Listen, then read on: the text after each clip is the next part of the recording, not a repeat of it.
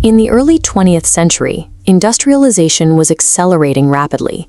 Society placed its trust in modern engineering and the raw mechanical power of the machine. The RMS Titanic was the largest product of this era. When it began its maiden voyage from England to New York on April 10, 1912, it was touted as the height of maritime achievement. Building this vessel required a massive industrial operation. The scale of the dry dock, scaffolding, and the towering steel hull demonstrated a level of construction that surpassed any previous maritime project.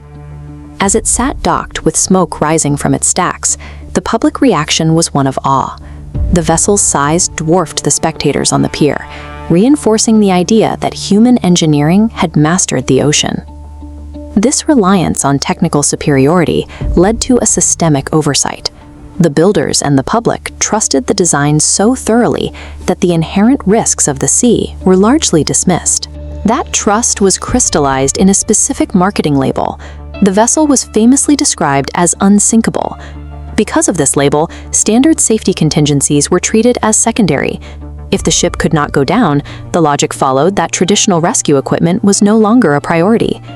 The mathematical reality of this decision is clear when looking at the ship's capacity.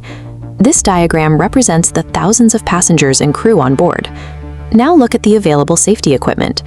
Due to outdated maritime laws, there were lifeboat seats for only a fraction of the people. Thousands of passengers were heading into the North Atlantic, relying entirely on the theory that the ship's hull could never be broken. On the night of April 14, 1912, the Titanic was navigating the remote stretches of the North Atlantic. The water was calm, freezing, and dark. The massive ship struck an iceberg, which violently tore through the steel plating. The impact breached the hull in multiple locations, allowing water to flood the forward compartments. Even as the ship began to take on water, the initial reaction from those on board was one of hesitation.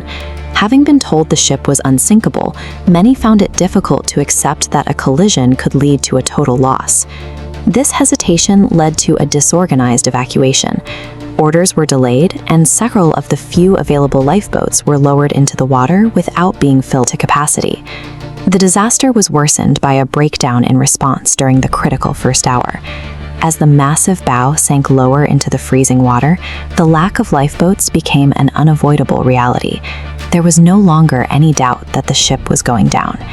The final evacuation was a desperate effort to utilize the remaining boats.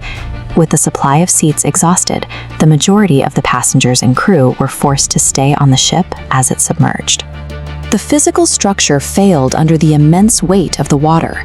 As the stern rose out of the ocean, the hull split into two parts. Both sections sank to the ocean floor, resulting in the deaths of more than 1,500 people in the freezing water. The scale of the tragedy was a direct consequence of a design process that deemed a catastrophic breach impossible. When the news reached land, it triggered a global response. Large crowds gathered at the docks, waiting for any information regarding the survivors. The disaster forced a re-evaluation of the relationship between industrial progress and maritime safety. In response to the loss of life, international authorities began to overhaul the regulations governing sea travel.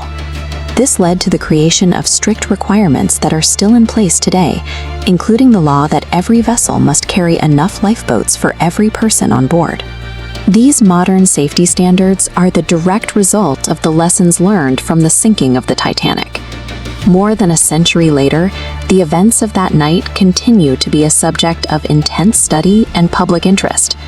The ship remains on the ocean floor, now a decaying monument covered in rust and deep-sea organisms. The site remains a focus for deep-sea exploration, providing new data even as the iron structure slowly dissolves. There is a disconnect between the quiet, decaying wreck in the abyss and the vibrant presence the ship still holds in popular culture. The Titanic remains a physical record of the moment when engineering faith met the reality of the North Atlantic.